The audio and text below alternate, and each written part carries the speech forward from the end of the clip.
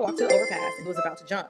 As he was walking, there were crosses there. So somebody else must have passed. I don't know if that person passed. So Bob was walking and he saw the crosses and it said Bob's name. So that actually really scared him a little bit because he always wants to talk mess. I said, you better keep it up, put you on a hold. And then he was like, that's not fair. I said, you know what? We're all like one situation away from being on the 5150. That's so true. Seriously. There's 3 criteria. It is danger to self, which is DTS. So danger to self is actively trying to unalive yourself. If you're thinking of wanting to unalive yourself with a plan, or fighting the urge to not create one. Anything that's harming yourself that can really unalive yourself or do harmful things to yourself. Then danger to others. If you say, hey, I want to unalive this person, or basically homicidal thoughts or homicidal actions or attempts, that's danger to others. GD holds is gravely disabled. If you're unable to secure food, shelter, and clothing, if you're delusional and disorganized where it hinders you from being able to take care of yourself within the community. Severe substance use included in gravely disabled. So is that where it depends on the county comes in? Because you see a lot of folks on the streets that are heavily drug but dependent. You got to realize, so that's also too by choice. If we discharge and part of the plan is to go back into the community, there's nothing wrong with that. Sometimes people feel more safe in the community than going into a room and board or back to family members that they really do not want to be around. There's no harm in sending somebody back to the community. We do that all the time. People using drugs, again, can induce a psychiatric episode, but if they're already in the community doing such things, we wouldn't be able to necessarily put them on a hold. Holds really are put on people who voluntarily come in, or we get a call to meet with somebody. But if somebody is doing drugs, homeless, and they're not bothering anybody, technically there's nothing for us to do. It's just when either law enforcement or mental health workers have to get involved in a certain situation, that's when we do. And to be honest, I always say there's certain populations that are very resourceful because there are certain ones that are heavily on drugs. And once they get their checks for the month and there's no more money, they can no longer utilize what they were utilizing in the community. They'll sometimes check themselves into a psychiatric hospital. You get 3 meals in a cot, basically. You have a psychiatrist that meets with you. Some people use that place to detox because we have frequent flyers. We see some of them come back all the time. They'll do what they do in the streets, then come out, or also to change in weather. When it's really, really ugly, really crappy outside and shelters are full, some will check into a psychiatric facility and claim they want to harm themselves. Then they would fit the criteria, be admitted, and be treated. So some of them essentially know how to play the game. Yeah, of course. Some of them is a survival tactic. That's why I say not all, and I wouldn't put everybody in this box, but the work that I've done has allowed me to see the other ways of those living in the community, how they survive, right? Like I said, when harsh weathers come about, they'll either check themselves into an ER, psychiatric facility. It's dry. Also part of some of the case management things is, okay, where is this person going to go? So anytime that a person is in a psych hospital or even in an ED, meaning emergency department, a lot of things that we have to check off, where is this person going? And so we'll ask this person, hey, do you have a place to go to? No. Okay. Some of the psychiatrists, especially at the psych hospital, can we find some placement for him or her? That'll be part of our duties too, just to look for that. So it's a lot that we have to do to ensure. Yeah. But some of those people are actually like really funny. So I've had one patient, he would come often and he would see me and I'm like, hey, so-and-so, you back here again?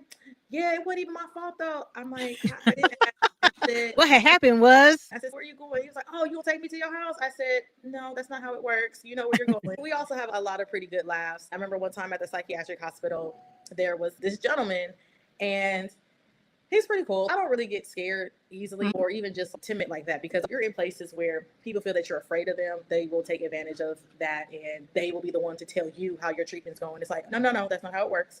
There was this gentleman, we were in the assessment room. We were sitting down, I'm asking him questions and he's just staring me like deep into my eyes. And I was like, but again, I wasn't tripping. I'm asking him questions, he's answering. Some questions he's just staring at me and reply, unable to assess that part. Then he looked at me and said, where's Putin? I said, here he goes. He's having a moment. I got this door closed. Even if I did like yell for help, like I couldn't get no help. I played it pretty smooth. And I was like, he just left. You didn't see him? I was like, I think he's by your room. I had to play into it a little bit. Right. Because he was really deep into it. And I was like, hey, let me get this door for you. And then he got out and left. I had another patient one time He was having a moment and he was saying, well, all women's job, like all a woman's job is to do is just to cook and clean and make my food and stuff like that. And so a lot of the female staffs were getting upset. He was just sitting there and I was like, dude, what's wrong? And he was, everybody's being mean to me because I said all the woman's job to do is just to cook and clean and do this, blah, blah, blah, blah. And I was like, okay, is that your opinion? He said, yeah. I said, so why are you mad? I didn't like the statement, but I'm not going to go back and forth with somebody who's not mentally there. You have to pick and choose the type of conversations that you have with people that are not in the current mindset. If somebody's not there, we're not going back and forth. I'm not doing that.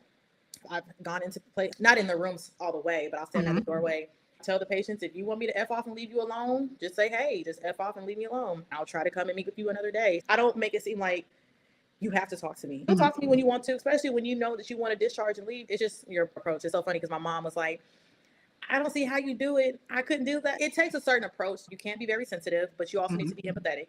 Some of them will remember you. Some of them don't, but some of them will. I've actually seen a couple of patients when I've discharged in the community where I live. I saw them. They didn't see me. I'm like, okay, I'm going this way or that way. I wear my hair a certain way when I'm working and I wear a mask. When they're out in the community, they're not going to necessarily identify me like that. Okay. Is it because I'm hearing you're dealing with a lot of men who are in the psychiatric ward? Are there more women in this profession than there are men? Because I would think that they would pair you guys with the same gender. Oh, no, you can't do that. They don't do that. No. Okay. At psych hospitals, you would be surprised. It's actually more women that work as social. That's what I was. Yeah, at the psych hospital, even though we're social workers, we're deemed as case managers. So it's mostly women that are case managers. We would like more men, but sometimes men don't necessarily apply for those positions in certain facilities. When I worked on a psych response team and we did the 5150s, it was still more women, but it was men there too. Crisis work, same thing. It was about a good 50-50. Even where I'm working now, I would say it's more women that work and do what we're doing. With all of what you're saying, how do you take a break, detox, separate yourself? And you have family, kids, and all of that, but that's a job in itself as well. What do you do to just take care of you? Honestly, I just know how to transition from work mentally. It took me a few jobs before getting into mental health where I learned how to do that. When I used to work at the bank, if sometimes people would be really rude, I would take that home and my kid's dad would be like, hey, where's this attitude coming from? Why are we having to get the backlash of what you went through at work? He was like, that's not fair for us. And I didn't realize that one of my friends had the saying, let tomorrow take care of tomorrow. Stop stressing about today. Once you're done with today, once you clock out, just let it go. Ever since I've done that's actually helped me. I have my therapist too. I have moments where I felt like I need help. I would talk with my therapist because he's been in this field way longer than I have, and he'll give me certain tactics. Even sometimes getting my hair done is a good outlet for me. Pedicure, manicure, just little things like that. I also say walk, little things that can distract you. Or even sometimes when I'm at work, if I just need to mentally transition, scroll through social media for maybe 5 minutes. I want to know, how do you scroll through social media for 5 minutes? I've tried to do that, and then 2 hours later, I'm still scrolling. I'm at work. I can't get too on the clock. I don't necessarily put a timer, but I do check on the time to make sure that I'm not misutilizing too much of my company's time. I just do little things like that. Sometimes we might bounce off certain patients or certain scenarios with one another, and they would say, we'll have coworkers that would just literally come up to you and say, hey, are you okay? I heard you just get off the phone with that person. Are you okay? Or sometimes they would ask you like, hey, do you need me to take this for you? I've always been able to work in places where your own coworkers are very sympathetic of what you're going through, because a lot of us usually have that one person, that one situation that's happened. One of the times working at the hospital when I first started, they train you in different areas of the hospital. There was a time I was shadowing somebody, and this gentleman at first came in fine. I believe he had a heart attack, and they were trying to do various forms of CPR to revive him. And then they weren't able to revive him, and he just flatlined, right? We had to do a death notification and tell the family. The man passing was sad, but I had to tell myself, this is not my family member. I can't get emotionally wrapped up in that. When we had to talk with the family, because the family was under the impression that he was still alive because he was when he came. The daughter of the paramedic did CPR to revive him. The ambulance could take him to the hospital. When they came, we had them go into a room. We didn't disclose anything. And then we told them. The two grown kids were crying, and the wife was just there in shock. I was good. We gave them the tissues. We talked about it. We don't try to give them too much information because they're trying to fathom the fact that their father is Absolutely. husband. Yeah. The mom, she's the one who almost got me. She was like, I woke up this morning, he was there, we had breakfast, and he even waved me goodbye on my way to work. Then now he's gone. And she just broke. Yeah. I was like, I had to make sure I was pregnant too. So I tried to make sure that I didn't do that, even though sometimes emotions help build rapport, but at the same time, I didn't want to get caught up in that. Because then you start thinking about my dad and all this. You have to tell yourself this is not your family members, but you're here to be a supportive person and a supportive piece to them in regards to their family transitioning. It almost gets me. I have to remember this is not my family member. Sometimes I might have to listen Right. to certain music, certain songs, certain artists to help boost my mood. Or Yeah. I'm not going to Yeah. listen to Too Short, but He's too short. Hey, my generation loves him. Okay. Okay. no, shout out to Too Short. No, but there, Holla. yeah, no, just certain things you have to do mentally get yourself away from a current situation, because if not, you can get easily riled up in that. Burnout is a real thing too. Mhm. Everybody has to be creative in their own ways. Absolutely. You had a Mhm. question? You can read your eyes. She's been around me too much. Wait, in Hollywood, because you see, what is it, Law and Order and these doctor shows, what do you feel the Hollywood lie is? What's the inaccurate stereotype of social workers or crisis responders, 988 systems people that you've ever seen portrayed? I'm trying to think. I feel like, because I haven't watched TV shows like that Me in a either. So, You should ask me, but I'm not the guest. But one of the things too, we also have to debunk. We're not coming Mhm. in ties and seeing the person who's going through a crisis and say, "Hey, we're going to take you to the hospital." We wear street clothing. We blend in. There were times where we would have to meet people at a restaurant, right, like a Mhm. little cafe or something. My approach, because I did work in an area where the person was on a hold, so they couldn't leave. I tell them, we're not here to just take you. We're trying to see what you need, what you want to be successful. Go from there. Because yeah, some people, and one of the gentlemen, he was like, "You're not going to take me. Where am I taking you?" It's no, it's not that serious, especially if you're not expressing things that are harming to yourself. I tell people it's okay to be depressed. It's Mhm. okay to be overwhelmed and have all these emotions. People don't take you to the hospital because you're actually having those feelings. It's what escalates and what you're doing with those thoughts, those feelings. Are you doing things to harm yourself? I feel like they think that we're just here to take people and put them in a straight coat and throw them in a hospital and things like that. Tie, Men in Black Exactly. type of deal. Exactly. And then even when you go to a psych hospital, like, you're not, everybody's not wearing a hospital gown. Some people are wearing hospital gowns because they don't have any clothes. You can wear your regular clothes there. The only thing you can't do is you can't wear hoods. You can't have belts, obviously. Nothing with strings. No, they have to take the strings out of all of them. Again, people think at the psych hospital, I see more common folks, people who live in the community, and more common folks in the psych hospital. People don't realize not all psych hospital takes minors, but the one that I work at does take a minor. They do take minors. And so that could be a whole different topic of, because sometimes at the psych hospital you have parents that want to go on trips. They have kids that they can't control. They'll drop them off at a psych hospital. And yeah, Damn. it's a thing. And then people who have family members that are autistic or any severe mental illness, they are burnt out. It's a given. They're always dropping them off in the emergency department or psych hospital because they need a break. And they'll say that the individual is claiming to have thoughts of hurting himself or they want to hurt somebody else. That's a whole issue. Wow. Yes, it happens. Just to get a break, because these people, I guess, don't have family who care, or they don't have family to help. Or yeah, they might To not get, have support. Yeah. they might not have the support systems. They will drop the Wow. child off.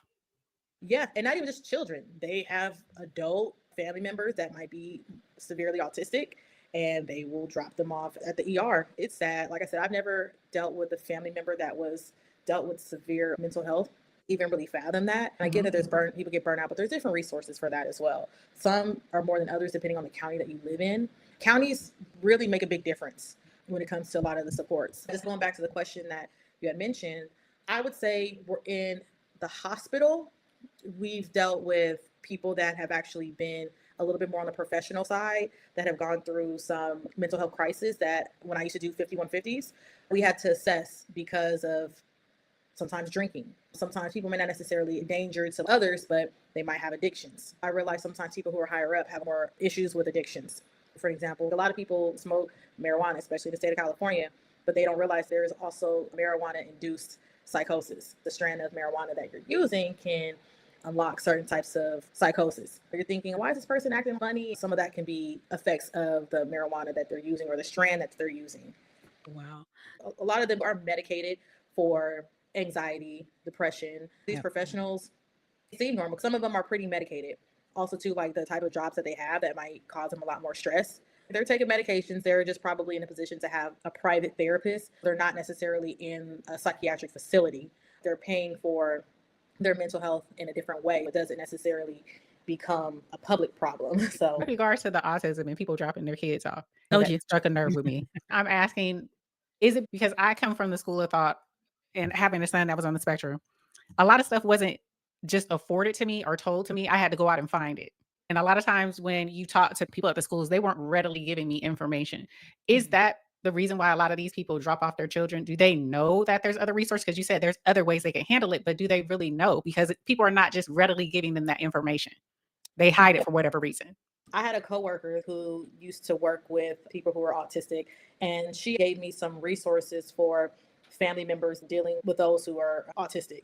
When I used to be partnered with her, when we go into the community, we've had a minor who the mom had called 988 because her child was erratic. The person I was partnered with was awesome. Like, she knew how to talk to the minor, acknowledge. It takes people wanting to get to know a little bit more about autism, and then also employing people that are more knowledgeable about it. I remember when I was working, there was a lady, she was an adult, and she was autistic. Sometimes the family would just get burnt out. And sometimes, too, I'm not justifying some statements that people might make.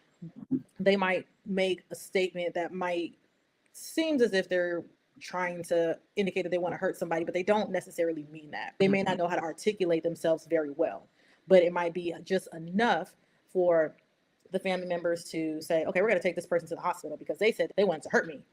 They would drop them off, but then when we would assess the person and they don't meet the criteria, if a family drops them off and they said because the person, their child or their family member who is autistic wants to hurt me, and they might have said that in a moment because they're upset, and then we assess them and they don't really feel that way, and they said, okay, I was just mad at them. That doesn't mean that they don't meet the criteria, because if somebody wants to hurt another person and they're very intentional about it, they're not going to change what they say. This person was more on the severe side of being autistic. We were calling the family, say, hey, this person doesn't meet, and they don't answer.